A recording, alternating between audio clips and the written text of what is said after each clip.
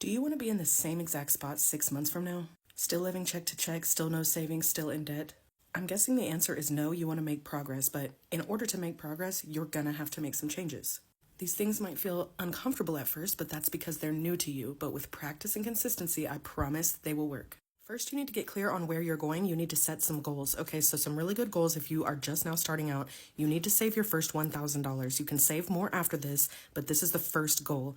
Then you can go into a debt payoff plan. Build yourself a snowball or an avalanche plan. I have more videos about this on my page. There are also free resources in my bio that you can look at. After that, you need to fully fund your savings, which means you need to have 3 to 6 months worth of your expenses in a high yield savings account. To accelerate your goals and hit them faster, we need to find you some extra money. And this could come from finding money that you already had, but you didn't know was available to you, or bringing in new extra money through a side hustle or a raise at your job.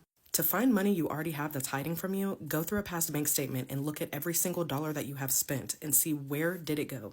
You will probably be pretty surprised at the result of this, of exactly where your money has been going, because those $10, $20 purchases throughout the month, they really add up faster than you think they do.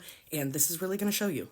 Now, once you find that extra money, you need to learn how to manage that money so that you can actually go and hit your goals. You can do this by building a budget, and not just any budget, okay? Not a boring budget, not a budget that's going to restrict you down to the bare bones. I'm talking about a budget that actually works. You build a budget you can actually stick to by including things you like in your budget. So when you were going through these exercises here, finding the money you already have, if you find out here that you love to eat fast food and maybe you're spending a few $100s a month on that, or DoorDash or something, you know that's important to you. You need to include it in your budget. The point, though, is to have a limit on that so that you can enjoy your money while also making progress towards your goals.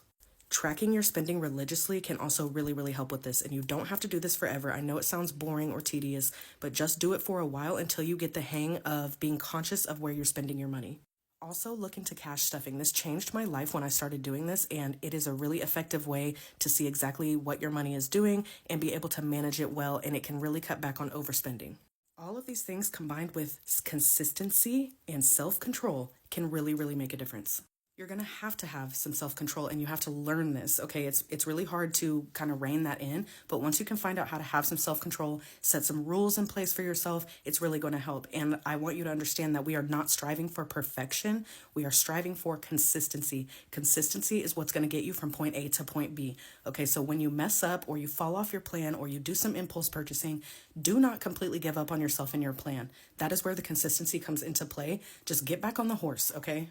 Hitting these goals up here and starting to become financially secure and more financially literate is going to be worth the consistency and the effort that you put into this.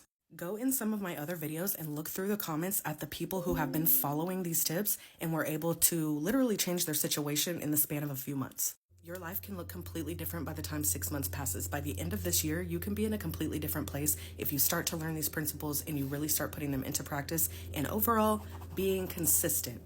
I know this can seem overwhelming, but it's just hard because it's new. So just get in there and start taking consistent action, and you are going to see that it gets easier and easier over time. I promise you can do this. You got this, friend.